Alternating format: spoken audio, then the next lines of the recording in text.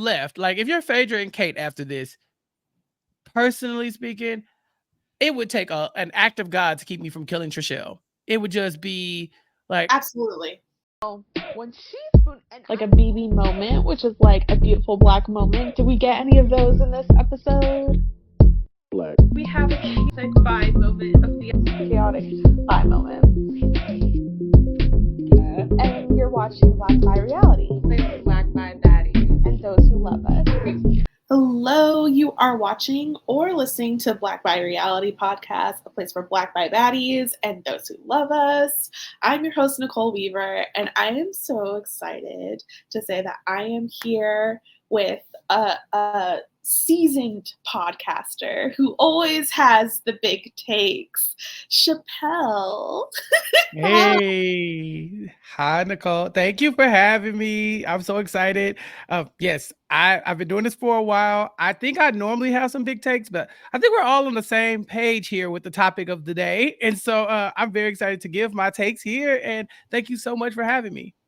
Of course. What has your thoughts been about season 2, first of all, before we get into this episode?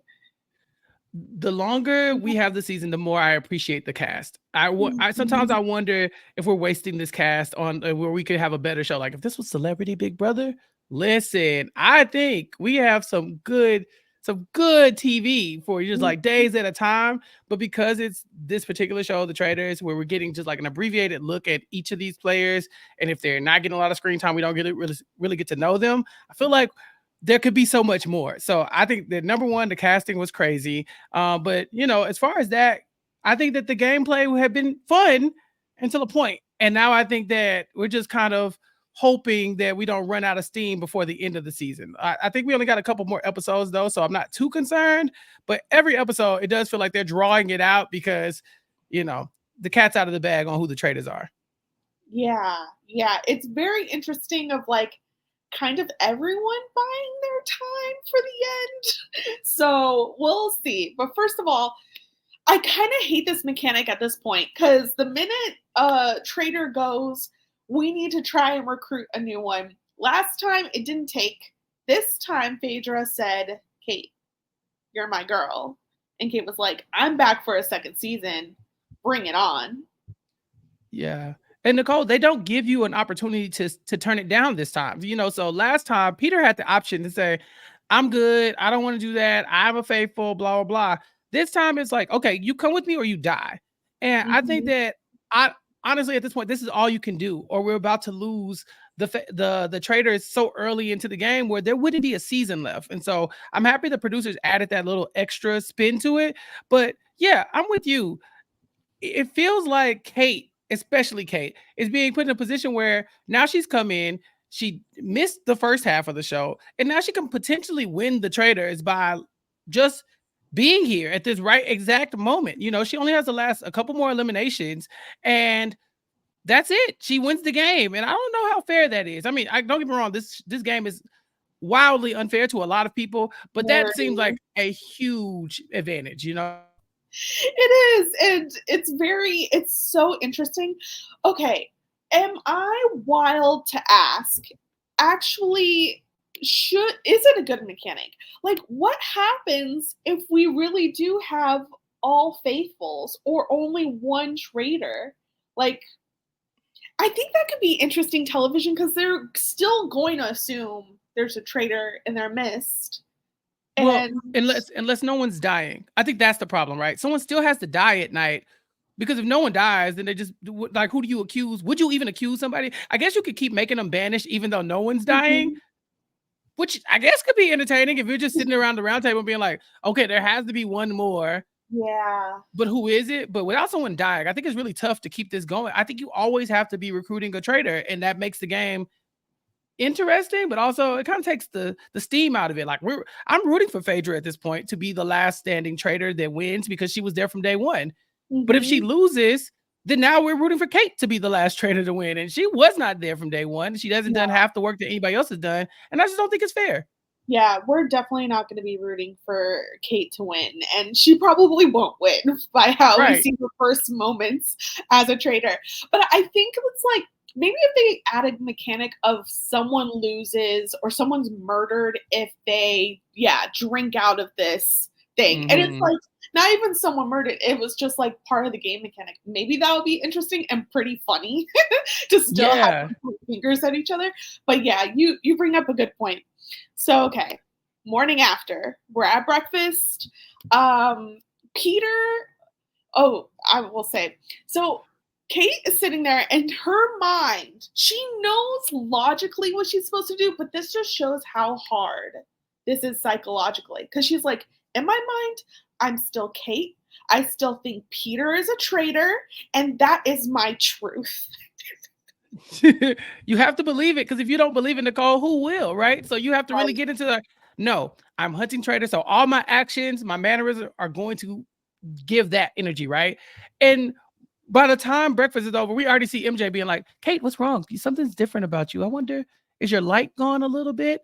What is it about your light that's just, it's something different that happened last night. I'm not quite sure what it was. I was shocked. She caught on that quick.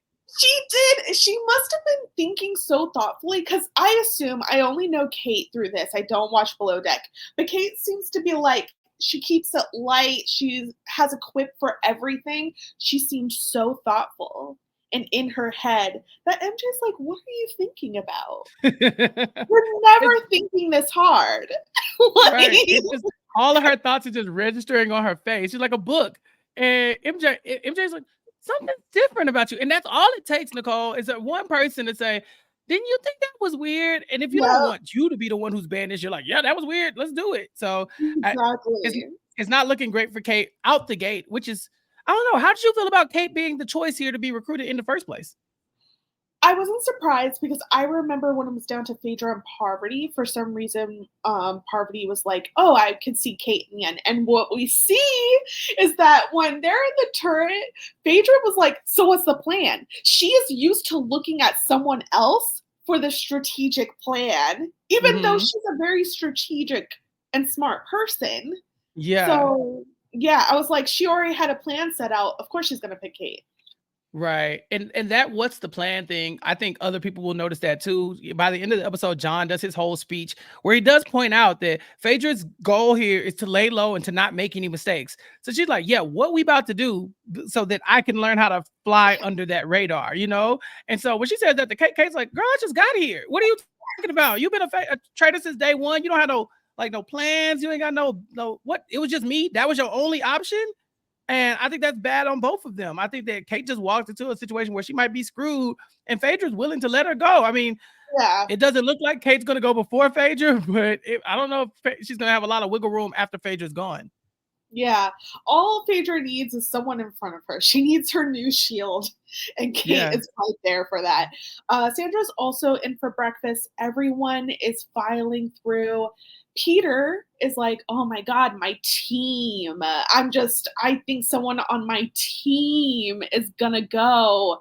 Just who is it? And it's like, oh, okay, Peter, like, you have a big target. Woo woo. It's annoying because he is right, and he's very confident in his rightness, so it comes off very smug. And it's like, okay, Peter, we get it. You're right. Okay, here's a medal, right? And you know, they didn't kill Peter because he could have had the shield. But throughout this episode, I started questioning, like, well, shit, maybe she should have shot anyway. You know, like, I don't get me wrong, you don't need Kevin there as well.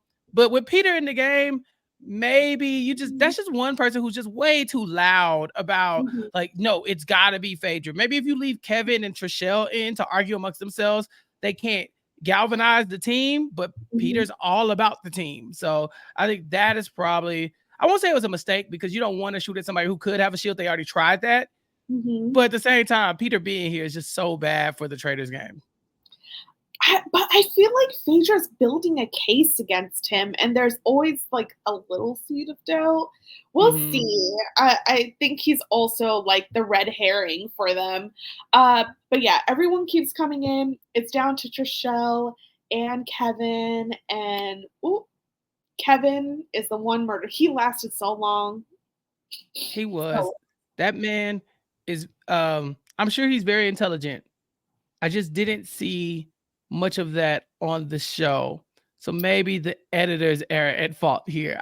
Is that my nicest way of saying what I'm trying to say, Nicole? No, everyone knows what you're saying. I've been saying this. I think that has to be his character, because like even when I pull up gifs for this podcast, it's just him like shirtless, having a good time. There's no evidence of him being different. So I think they played into whatever character he was. He was just like, hey, can I take this as a souvenir? That's his like last words. Yeah, I aspire to be the himbo that he is. That is what I'm going for in life. Like listen, me and him probably about the same intelligence, but if I could just get my attractiveness up there, I too could go on under these shows and look like a dummy, because that's all he did. And I wish I could say I was sad to see Kevin go, but it's kind of taking up space. Somebody online called him the male Sheree. Ooh, yeah. Well, they were paired together, right? And we were like, that's a no-go. They are the same person. I was interested in seeing a little bit more of Kevin, just because it seemed like, his antenna is up about Peter flipping on that last round table, and he started talking to MJ, which is like another weird pair. But I was like, if they start doing stuff together, I would have enjoyed it. Yeah. Yeah, it probably would have helped Phaedra for sure. That's what I'm saying.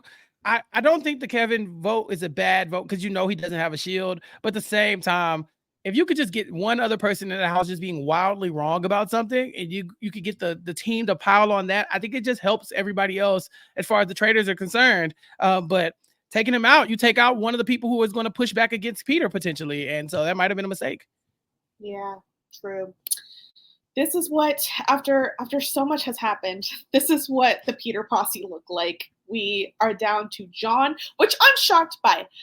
Last episode, I was like, okay, John might have defected. But no, we learned from this episode, John is still in it for whatever reason. Peter and Trishelle. So. Yeah. They keep calling John the most faithful, and the show has protected the faithfuls a couple times with some of these twists and stuff like that. But if they could get John out, it probably would not hurt, because everyone's listening to John. They might not listen to Peter, but what John says goes here. And is it the accent? What is it about John that makes all these people trust him, Nicole? Because I'm not quite sure that he's saying anything largely compelling, but I like the way he says it. Yeah, I think it's like the accent. I think he's the elder of the group. I don't think anyone's older than him. And how he speaks, I think we hear later on at the round table. He's so eloquent with his words, and words sway. So he's dangerous. He's a little dangerous. Yeah, he's still kicking it. Good on him. Good on him. After breakfast, everyone is dispersing. Peter says he hates losing. And today there's a good chance of that. Peter said he'd rather do the Traitors than The Bachelor, which as a reality TV fan, I was like, ooh. And I think that's always the case, right? I don't think anyone from The Bachelor would prefer The Bachelor over like other shows. And he had a rough go of it as The Bachelor. I don't know if you know anything about his run there. So I don't know much about Peter's run, but I do know The Bachelor is a show that's very centered on one guy and how he treats, the 20 women that they put in front of him.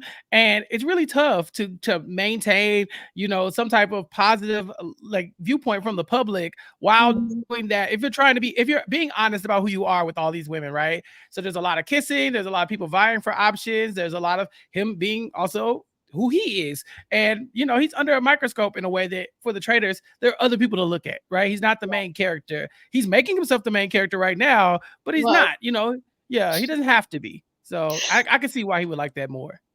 What we're learning about Peter is that he's going to stand out one way or the other. So, yeah. So Phaedra, she talks to Trishelle and CT after all of this. And wow, CT, he had Phaedra and Trishelle this whole entire time, and he finally has to draw a line in the sand this episode. I was such a Phaedra CT shipper. Is it really the end of them? It feels like it is, right? It's done. He finally voted against her. His feelings are going to be hurt when he realizes that it was her. But that's the thing when you play with these like people who already know each other, they're just certain bonds that are going to be really hard to break up. And so if Phaedra thought like I got CT, you have to get CT over all the evidence against you, Phaedra, because there is evidence now piling up against you, and you have to get him over Trishelle, who he's known for 20 some odd years. Probably closer to 30 years at this point that he's known Trishelle. And so, yeah, if you're looking at 30 years of friendship, then he's probably going to go with Trishelle if she's making a compelling argument, especially now he already screwed over Trishelle once too. So yeah, after she put that guilt on him, there was nothing else that Phaedra could do unless she had somebody else to throw to the wolves. And Phaedra's not in here like throwing Kate under the bus all of a sudden. It would have been really tacky. Dan did it, but whatever. But that's what I'm saying. Like she really her number one ally aside from Sheree was CT. And CT already has a number one ally, so this was never going to work out for her. But what could have been, right? Yep. What could have been? She does have the Bravo girlies, which gets called out later in a very interesting way. But before that, John is talking to Trishelle. He's like, we need to stick together for this round table. I was like, not John picking the losing team. He's on the wrong side of history. Yeah. It's bad. Phaedra tells Sheree, Sandra, and Phaedra tells Sheree and Sandra that Peter is a traitor for his deals with Parv and Dan. So she's working on that. John, Peter, and Trishelle, they have their hallway talk. And they say that CT and Sandra are probably the sway votes that they need to work on. So Peter approaches CT and he's straight up. This was so funny because he's like, yeah, what are you thinking tonight? CT said, you, my boy. I was like, you working with everybody. Like trying to defend Parvati was really Peter just being too flashy. He was doing too much. He did not have to do that at all. And that is the one seed of doubt that really could help Phaedra get away with this. It's just like, but look at Peter working with her, right? And it did work. It looked like CT was like, hey, that was weird. That was very weird.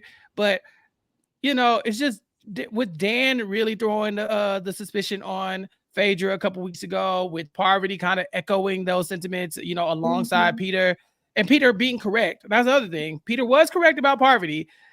It's just there's too much evidence to where you can get the ball rolling on maybe it's Peter, but they're trying. At least they're trying. Nicole, what did you think about every time they try to have these little side conversations? Phaedra's boots are just giving away her location. She can't sneak up on anybody. She was really trying. I love everything about her was so much. She has like the biggest side bun and the biggest coat. The big blue coat. Yeah. Like, ma'am, you're supposed to be stealthy walking around this house. And all you hear is like the clack of little boots and stuff walking around. It's crazy. That's something reality stars need to think about in the future seasons. And like everyone's now sneaking. MJ first was the one. I think MJ's actually pretty good and she got it down pat because she hasn't been caught yet. But we also see later Kate, how she tried to get out of that was hilarious. But we have to wait. Now, I don't know. I was a little disappointed. I'm usually team missions when it comes to this show because they've been doing a good job, but I was disappointed by this. First of all, I was hyped by the gold mask and robes because I was like, oh, we got to find our coin or whatever. I liked this last season. This season, they don't even do anything. Yeah, when they brought the church back, I got excited. I thought it was that same confessional challenge that they do, right? Where they go in a confession and they have to go find the things. I was like, okay, we're back at what Sandra calls Phaedra's favorite place. No, I think Trishelle said that. Yeah, she said we're at church, Phaedra's favorite place, whatever. Yeah, and I was like, okay, cool. But I didn't think this challenge was that great. I thought that, as far as it being a crossbow challenge, it's pretty straightforward. I was not expecting the amount of strategy to come out of it that ended up coming out with them like being so bad at the crossbow that it was like, okay, let's just move it to who's ever closest and not target anybody specifically. And then Phaedra making the conscious effort to try to take out Trishelle instead. So yeah, a very different spin on a challenge that they normally have on all iterations of the Traitors, like US, Canada, Australia. They've all had that church challenge. This is the first time I've ever seen this one. Yeah. It was not good. It was not good for several reasons. But basically, once again, they're adding money to the pot. Kind of. The way that they're they're gonna have to make up for all the losses at the end to get that prize back up because they're just not adding it. They're like, oh, I think you start off at $250, but then they were like, and you lose $250 every time you miss. The way that price just tanks. And yeah, you actually have to aim and Yeah. have a skill. You can't give these people skill-based challenges. Right. It's Right. not And if it was just run up there and break the little thing, then we probably get more information. Okay, that's the person you don't want having the shield. Okay, maybe that throws some suspicion on you. But the fact that it's like, okay, y'all, all 25 shots of the next shots need to go towards CT because he's the closest one, and we just can't get the crossbow lined up. So he's next. And then after that, it's the next person. And then after that, it's the next person. Then we'll just move it incrementally down until we get the next person. They could have been doing this for hours. Could you imagine how long it actually took for them to do this? I wish they told us because usually this show is like, oh, it was so close. It went right down to the allotted time. And it's like, first of all, that's fakery. That's fraud. But now they're just flat out saying, this is taking forever. It was too long. It was too long. No, funny challenge to me though. I did love on the way into the church. I think it was dang, who was it said, "Whoa, when was the last time you been to church?" I think Kate says it, and Sandra said Sunday, and I was like, see, some of these people don't play. They be in the church house. They like, really do.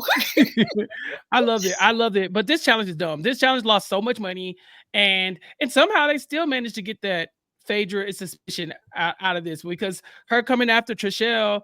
I mean, we'll see CT later on draw a diagram of how absurd it was for her to go after Trishelle. But when you see it drawn out like that, I was like, well, Phaedra, what you gonna do now? What is this? Well, my thing is that my argument is that all of the windows around Trishelle were already broken. Obviously, you guys are better at the lower glass than the higher. So why is it so crazy for her to be like, why don't we just get this last corner one? And I am over Trishelle and these freaking shields. She's and nobody wants to kill her. They don't want to kill her that bad. Like, that's the thing. Trishelle is not like at the top of the hit list. Phaedra should. Absolutely. Because they're fighting over CT. Right. Out of spite, she should kill him. She should kill Trishelle too, because I'm tired. But also, if your number one has another number one, you should not be okay with that. Get Trishelle out of here.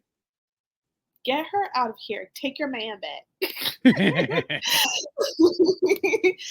All right. So in the end, yes, Phaedra, she moved that. Trishelle's like, oh my gosh. And everyone's shook.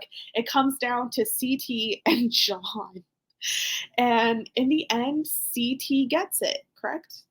Yeah, he took out John's last little shield, little glass thing, and CT does not need this shield, but it's good that somebody not named Trishelle or Peter or John has it, because now one of them can get killed and that'll save the traitors a little time. Honestly, CT having it and not and being swayed by that side isn't great for them either, because now he's going to come back trying to beat that drum. But this is not the worst case scenario, I don't think. No, absolutely not. Everyone's getting dinner. I kind of like this, especially that we have so many Bravo people. They have so many meal scenes, but they're kind of hardly eating. And especially on The Bachelor, they have dinner dates. They're never everyone's going in. They had a long day at work and it has that atmosphere, and then they're talking while eating. So Trishelle told John that people listen to him, so he needs to get to work. On everyone else. He's going to talk to Sandra, and then I guess because she's persuadable, and then Trishelle's going to go use her magic on Kate and MJ. Having Kate in the house is great for Phaedra, just because there's somebody else who can go listen and maybe shut down some of these arguments and redirect back to Peter. But I mean, this Peter posse, there's too many of them at this point. And so they're working their way around the house. And Sandra likes to win. She's not like Peter. She does not like to lose. So Mhm. if you make a compelling enough argument, she might be the one to go to it. And they send John, who, like we said, he's the most faithful of all of them, and they all believe everything he says. So I don't know. At this point, I started to think Phaedra's goose was cooked. Mm. Yeah, Sandra, she said, I'm just gonna wait to the round table. For Trishelle, when she is talking to the Bravo girlie, she's like, well, you know, Phaedra, she has her group, meaning the Bravo girls. And Right. MJ was so defensive. She was like, that's not true.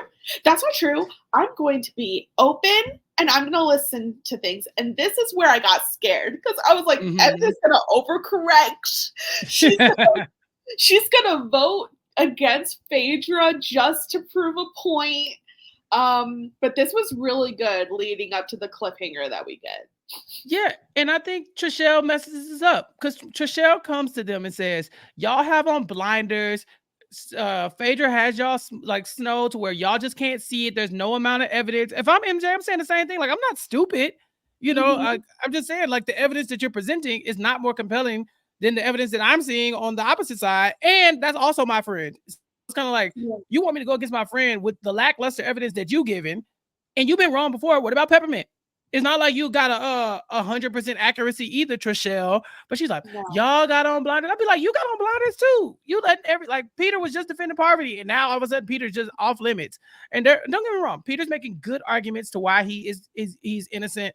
But at the same time, it's kind of condescending for you to just be like, y'all so dumb that y'all there's nothing that she could do to make y'all vote against her. If I'm MJ, I might just vote against Trishelle just to spite her. Like Mhm. so. I just thought it was a bad pitch. It really felt bad. Trichelle's not. She hasn't won many people over this whole entire time. Meanwhile, Peter is like, I'm gonna go and talk to Phaedra. Kate and Sandra go over to eavesdrop, which I thought was so funny. And Sheree is like, go on your tippy toes. Go on your tippy toes. Yeah. So I love that Kate, I think it's Rochelle who walks in, right?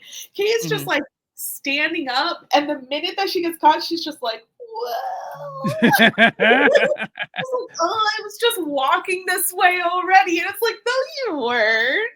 um, it's She so was- it's tough because Kate just got here, but at the same time, it's like I don't know, y'all. I don't know if the traders got it in them to pull this one off. Now it feels like with Kate being so obvious to everybody, or at least to us at home. yeah, I just don't see how these two people, Phaedra and Kate, are able to pull this off. I know. But it's also so new. I think in the Mhm. end, they're probably, we'll talk about it, but I'm just trying to guess what the end game is. Because also, we can't forget that this is supposed to exist, even though we haven't heard about it. The leftovers. Oh yes, yes, and we see like if you look at your chart here, you Hmm. got Sandra and Phaedra still are on the same page. Hmm. Kate is now with Phaedra. So Sandra's aligned with two traitors and doesn't know it. Sheree Yeah, is aligned with two traitors and doesn't know it. CT has flipped. So they yeah, lost CT. So it's really gonna come down to MJ and what MJ wants to do here. yeah. And it's hard to know what MJ has going on because I do not know MJ prior to this season, but I would Oh, love to watch. I would love to watch MJ on everything else because I just want to know this character like full out. Because right now I feel like we're just getting a tip of the iceberg with MJ, and there's got to be a lot more there. yeah. I definitely watched Shaws of Sunset, and I would agree on that. I don't know if CT has jumped for good. He could be another John. Like, he gives middlemen. Like, every time he's Mhm. at the round table, he's sitting back and he's like, I don't know, guys. Now, I don't watch the challenge, but CT, you've been long in this game, so I'm not buying that you don't know Mhm. at Yeah. all. It's tough because again, if it's like, is he with the leftovers or is he with Trishelle? And if Yeah. he's with Trishelle and they correctly vote out Phaedra or something like that, that will reinforce that okay, I should be with Trishelle, and that's just one more piece that they lose here. But yeah, this is supposed to be a thing. It Supposed to. just it doesn't feel like it's a thing. It feels like it's like for this to have two traders on their team, I guess that makes them a bigger target. Yeah. But I just feel like there's power in numbers, and going and getting somebody else out at this point will be like this vote matters so much. It really does. Hmm. Yeah, what Sandra was breaking up to them is just it is about the numbers. So that was, I think, more important to her. Um, from some things, it's like even if you have a traitor, you need a traitor at the end. So I think that Hmm. wasn't the priority. But then we get so much traitor talk because it's called the Traitors. So Hmm. it's very interesting how they're editing this season, basically. But let's get to the round table because everyone has made some work, but it ultimately comes down to here. John decides to kick things off, and he just starts going in on Phaedra. Yeah, but it was very poetic. It was just um, like he was saying that Phaedra, I think it's you. And then also, I have evidence, and I don't know for sure, but what about this? What about this? What about this? I think you're a great person, but in the game, I think you like it was very very eloquent, as Phaedra Yeah. points out. And I really think you don't need a jury foreman like him, right? Who was like leading off Mhm. those conversations and getting everybody aligned on one thought, because he said it so well to I mean, it'd be hard to push back against that without sounding like super defensive or suspicious. And Yeah. and it does not help that he's correct. Like if Yeah. he was wrong, then it would be something. But the fact that Phaedra, she's hearing him not lying, it's kind of like, dang, now I gotta go and just put the blame on somebody else. And the only person she can really aim at right now is Peter. Yeah. The things that I pulled from John's speech is that he said two people were traitors and named her as one, the most damning. John calls her fly low Phaedra. She's laying low the whole entire time, just hoping to get to the end. And he also called her non-committal, which I thought was an interesting choice of words. Um, Mm. so yeah, she reminds John that he's not in Parliament. So you could just get to the point, boo boo. Yeah.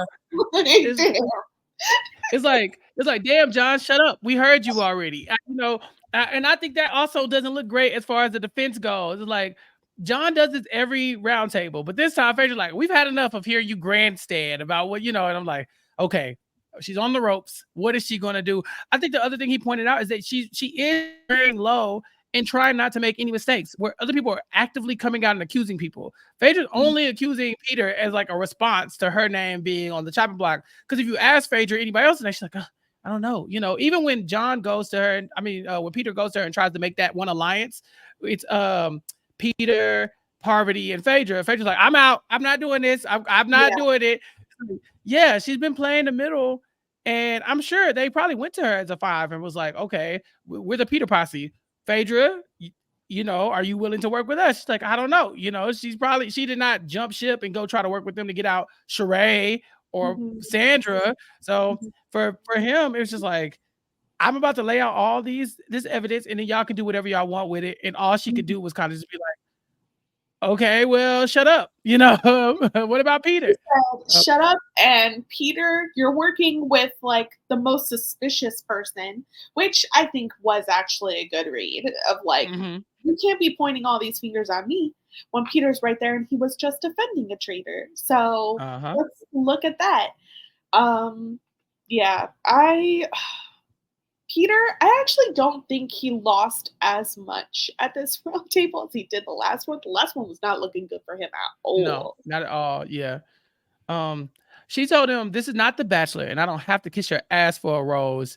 And I'm thinking, you know, Phaedra, I'm not familiar with her work. I've seen the clips of all these reunion shows. Now check that. I've seen all that stuff. Okay. Mhm, This mhm, feels like that Phaedra, where she's just mhm. like, I'm about to line you up. It ain't based off of no game stuff or anything. Let me tell you what you're not about to do. And I think Yes. that really does piss off Peter, because from his point of view, this is not personal. This is Yeah. me saying, I have the evidence. It's clearly you. You're lying. I can tell. Everyone should be listening to me, and it's frustrating. From her point of view, it's like, this could get personal if you wanted to. I just need to survive this. And yeah, And he he does. said, I liked you. He said, I liked you, Phaedra. Like, let's not do Right. this. And she was like, nah. If anyone gets between me and this money, you're right. dead. You're dead. Yeah. That I liked you though. That came from the heart. He was like, I Yeah. never had nothing bad to say about you, lady. And now you sit here like, I don't gotta kiss your ass. Like, I so yeah, she cut him deep. I'm really hoping that she wins this round. I'm hoping that Peter goes here. I just think it'd be better TV if Phaedra survives this. And Oh, yeah. like I said, it's just she cut him deep. She did, but she's just trying to survive at this point. It's like, damn, what do y'all want her to do? Like, you just be like, you got me. It's over. She gotta try something. This is the best she has. Yes, I agree. Mostly Trishelle speaking the most at this round table because she always has to. Oh, I'm not gonna miss her after this. if they can get her out. So we don't know who gets banished here yet. Obviously, they're about to leave us with a dang cliffhanger. Yeah. But I mean, if you're left, like if you're Phaedra and Kate after this, personally speaking, it would take an act of God to keep me from killing Trishelle. It would just be like, absolutely. You gotta go. You gotta go. No. You gotta go. For once, we know you don't have that shield. I'm tired of you being right. I'm tired of you being wrong. I'm tired of you just like, you just gotta go. It's done. Truly. And then that would just leave John.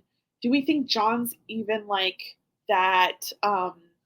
We're talking about how like convincing he can be, but truly, if he's just on his own, will he have that much power to take down Phaedra? It's tough because it's like, if you get Peter out, let's say Peter gets banished tonight. Peter's gonna say, I'm a faithful. So everybody's gonna look at Phaedra like you was wrong. And then let's say Trishelle goes. Then you got John left, but CT is voting with them. So I don't know if CT and John are now a duo that's just like, no, you got to listen to me. I don't see it. Yeah, like what happens at that point? There's probably a better strategic person to go after than Trishelle, but I'm just not hearing it because I'm tired of her. Same. I just want her gone. I just want her gone, and I hope they go with it.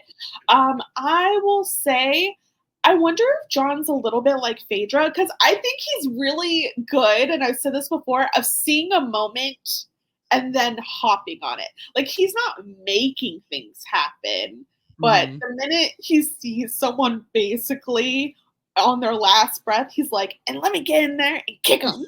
Yeah, get him again. Yeah, no, yeah. If you got to put the nail in somebody's coffin, that John is the guy you want doing the eulogy, right? He's going to talk to you about why this person needs to go. And he's going to say it in the coolest way ever. But I don't know if he's going to be able to rally the troops in a way that, like, Trishelle's never going to start beating the drum, right? She's just never, like, if Peter goes, Trishelle's never going to shut up about it. If you leave John and CT, maybe you have a chance at just being like, CT, Trishelle's crazy, you know, like, don't listen to her, you know. Maybe. I don't know. I just don't know. Yeah. Every episode I do a misguided faithful of the week. My pick is John, because I can't believe he stuck with the Peter posse through everything. But do you have a different person? See, I want to call him misguided as well, because it just doesn't feel like he has like his own targets. Everyone knows he's faithful, so they're just listening to him because they're like, well, we know for a fact this ain't John. I don't know what he did to clear himself, but they just know. Every time they even talk about it, they're like, the most faithful John. Yeah. But at the same time, he's right this time. So I don't know if he has the most faithful, misguided faithful of the week. It's like he is correct. He should be burying Phaedra right here. I just don't know. I mean, I think honestly, because it was a cliffhanger, we really don't know who to blame it on. But if MJ votes incorrectly here, I think it's MJ. Yeah, MJ got it previously. Yeah. But what are we considering as incorrect? Right. Well, that's the thing. So it's come down to one vote for the most part, right? It's Phaedra versus Peter. MJ, if you're trying to catch, if you truly believe that Phaedra's innocent, then I think you're misguided. But if she knows that Phaedra's guilty and just wants to be there at the end with Phaedra regardless, then that's different. She told us that is not the game she's playing. She said, nope, I don't have blinders on. I'm going to do what I got to do to vote out a traitor here. Yeah. So that's kind of where I'm like, okay, I need to know, is she cool with it being Phaedra because she knows Phaedra's not going to kill her? And then maybe in the end, they vote until they get her out. And then it's just MJ, Sandra, whatever, and John maybe left over.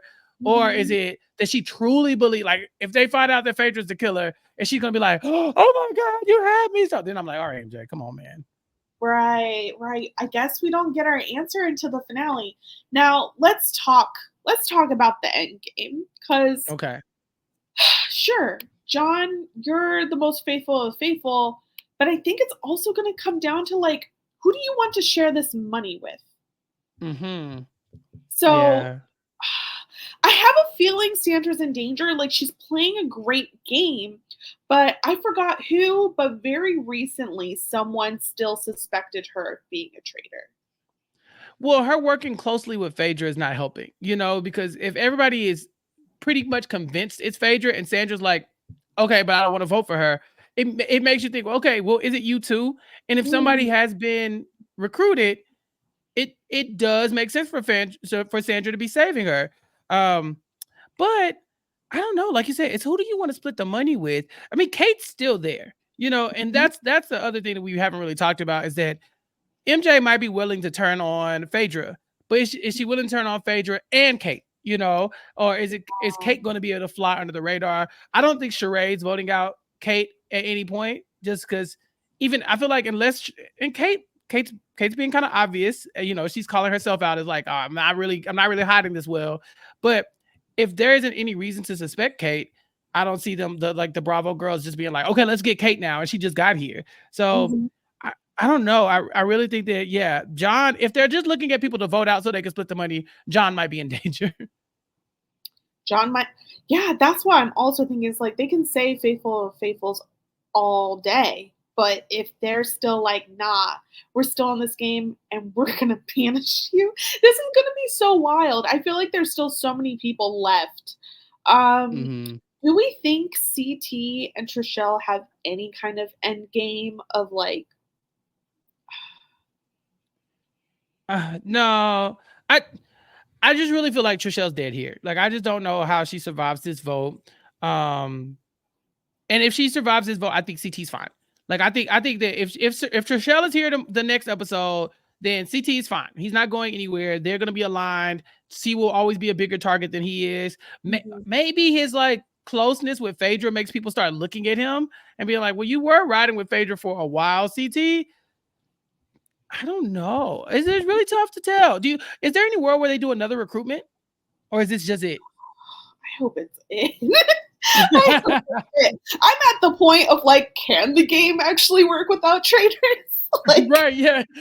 Like you were like, okay, let them just start shooting at each other. Like, what do you need a traitor for? Or if they keep passing out shields and being like, well, nobody was banished, must have been a shield. And I don't know. I'm with you. Okay. Yeah, I'm over it. How much of this also of me being tired of the recruitment and everything is just it's all Dan's fault? Is this can we just do that? Let's do it real quick. I mean, because we have to say it. This is Dan's fault. Dan tanked the season. Yeah, because there would have been so much more mystery left if it wasn't for what he did. It's just now it's the whole game is so cursed. Right. It is like, Dan fans, don't come after me, but whatever. He did it. He didn't do it on purpose. He did not tank the season. I don't believe he was like, let me throw Phaedra on the bus so that I can't win, so she can't either. I really think he was trying to be cute. He was trying to save himself and Parvati by getting rid of the third person in the alliance and then trying to move forward with Parvati because he either didn't respect Phaedra's game as a traitor or didn't think she was going to be able to clap back and that he was going to be able to get over.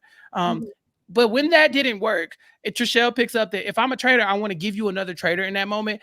That kind of logic is sound. It really is. It's like, why would he knows we need a traitor. Give us something. That'll get the smoke off of his back for a second because he can always be like, I'm the one who got that traitor out, so I know I'm innocent. And then we can move forward, and then maybe that'll get some heat off of Parvati. It was a cute play. It did not work. And because of that, the going after Bergie, that completely throws Parvati under the bus. Yes. Using Phaedra as a scapegoat throws Phaedra under the bus. He highlighted all of the traitors in like that lime green yellow highlighter and said, "Here we are. Now just try to get us," and then left. And then left. Yeah. And we just been picking up the pieces. The show, the producers have been trying to save this thing. They're like, "Oh yeah, no elimination this round. Let's throw another shield out there." But yeah, it's been a good season. I'm enjoying it. I think now it's just we're really hurting, and it's like,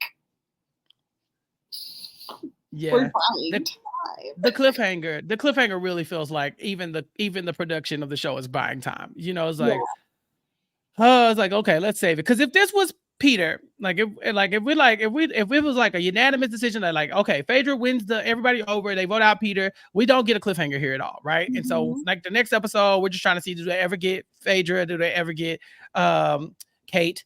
But because it's like this split decision, and this is probably going to be the most dramatic moment of the season because this really matters.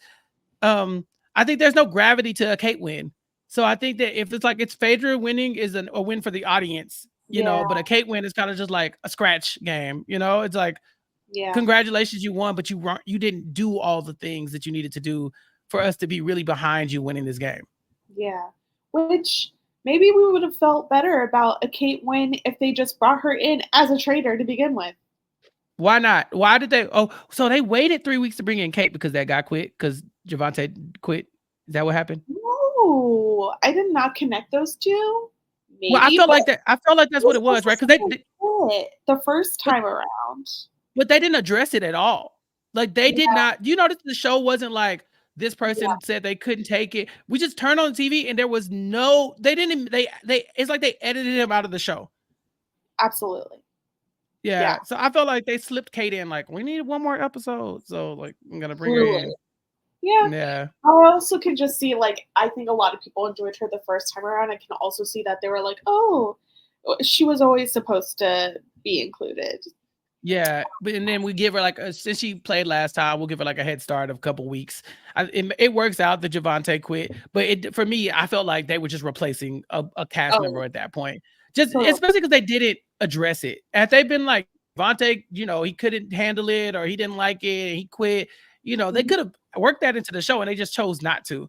So I always thought that was fascinating. That is fascinating. Yeah. Yeah. Oh my goodness. What is the beautiful black moment of this episode? Oh, well, I love when they said that the church was Phaedra's favorite place. That took me out. Because all I can hear her saying, "Sweet baby Jesus, not Ekin-Su. Lord, not Ekin-Su." Sue. Maybe it's that she goes head to head with the other eloquent speaker who also is used to being in the courtroom, John, and I still think she handled that pretty well. So that's going to be my beautiful black moment. Our buy has fallen. No more poverty.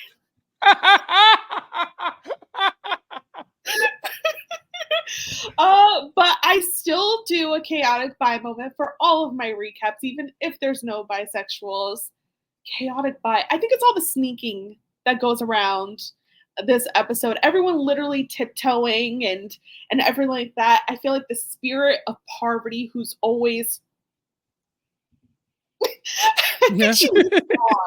she lives on in those halls in that castle. Yeah, no, I think that made me laugh so hard. My buy has fallen. She sure has. May she live on. Do you have a chaotic buy moment? I don't. I hadn't put that much thought into it. I hadn't even realized that the buy had fallen, as you called it. But that is so funny to me. But yeah, it's maybe even a lot of the commingling between what the people who are left, right? Because we have our groups, but we also kind of have a swing vote. You know, we got in the MJ could go with this side, it's the Peter side or the Phaedra side. That gives very buy to me, you know. So I'll take it. I love that. Yeah. Now I have a new way to pick that for any strategic game. It's just the middle people. Yeah. Nice. You playing both sides. I feel like, you know, there you go. So who are you rooting for to win? Sandra. but I'm always rooting for Sandra in every game that she plays all the time. You know, like There you I'm go. unapologetically a Sandra stan. But as far as would I like to see Phaedra win as a traitor? Yes, because I think that's very interesting. We saw her day one. She's been under fire for a couple weeks now due to some incompetence from maybe the other players around her. And so, yeah, I would like to see her win on that. But if it's not Phaedra, like if the faithfuls have to win, then any combination of like Sandra, CT, and hell, even Sheree. Let Sheree do it. She's been kicking it. She ain't. Yeah, let her do Yeah. it. That would be Let her crazy. do it. Yeah. And then I couldn't even imagine that, but people would be so upset because I've been seeing some of the discourse online about like people saying like Sheree ain't even doing nothing. I'm not familiar with Sheree's like history on the Housewives, but is this Yeah. kind of on brand for her? Yeah, absolutely. It's on. Yeah. her. This is her Um, move. First of all, she's a fit girl. I've noticed that she's been killing it in these challenges and really Oh putting yeah. herself out there.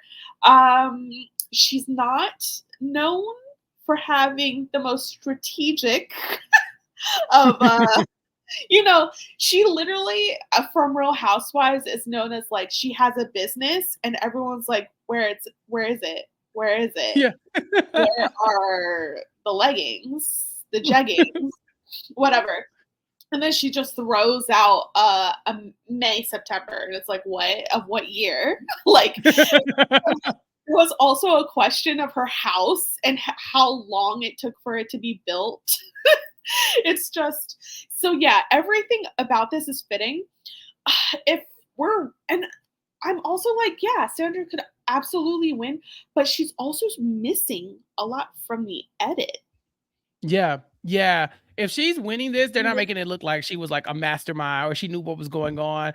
Her and Sheree will be winning this just because, like, oh yeah, like they figured it out. Like her, Sheree, and MJ haven't really given us this person is a traitor and I need to get them out because of blank, and they were correct. Yeah. We haven't seen that one time from them. Oh my god.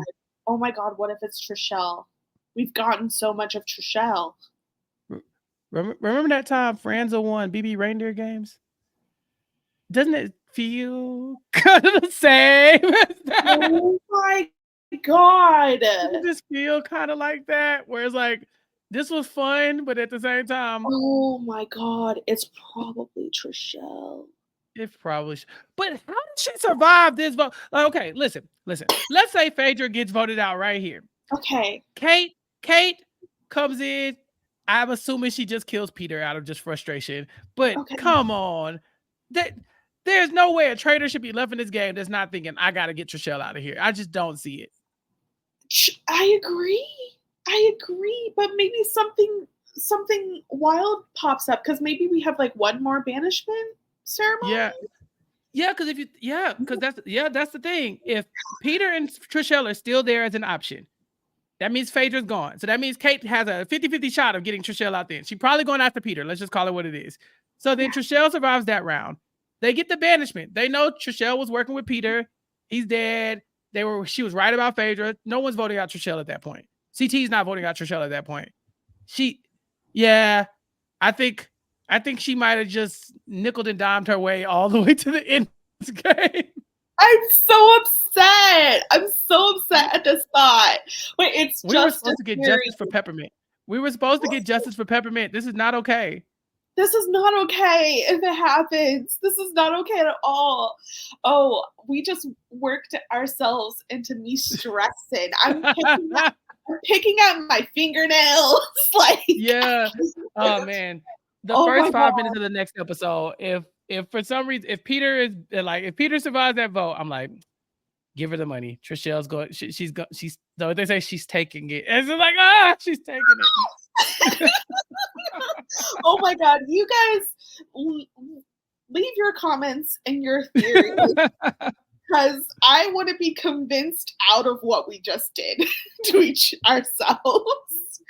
But this is it for this episode and this recap. Chappell, where can people follow you? Well, first of all, thank you again for having me. This has been so much fun. People don't be asking me my opinion about the Traitors enough, and I don't like that. So I'm happy that you reached out. And of course, you are always welcome to come join me on my podcast, Recap Kickback. If people go to recapkickback.com, they can subscribe where I'm talking about whatever I want to talk about. And so it's a good time over there. We've been talking about Black movies and television for Black History Month. And I'm not going to stop, even when it's not Black History Month, because it's me and I get to do what I want. And so come join me on recapkickback.com, subscribe on wherever you get your podcast, and then follow on all social medias at Recap Kickback. Love it. Love that name. So West Coast. Where are you from? I'm from Texas. Okay. Yeah. I know it from like California. Yeah. So I wanted it to be Black coded. I wanted people to know like there's some Black stuff in here, but also I didn't want it to sound like Chappell BET. But you know what I'm saying? Because I'm doing more than that. Meanwhile, on the Black by Reality podcast. Listen, I was like, how does Chappell UPN sound? Is that taken? I really just was trying not to get sued, honestly. Absolutely. But oh my God, rest in peace to UPN. Right. Shout out to my people. The Urban Programming Network. Yeah. Oh my gosh. All right, guys, this is Black by Reality podcast. Please follow Black by Reality across all socials. We have so many more good recaps going.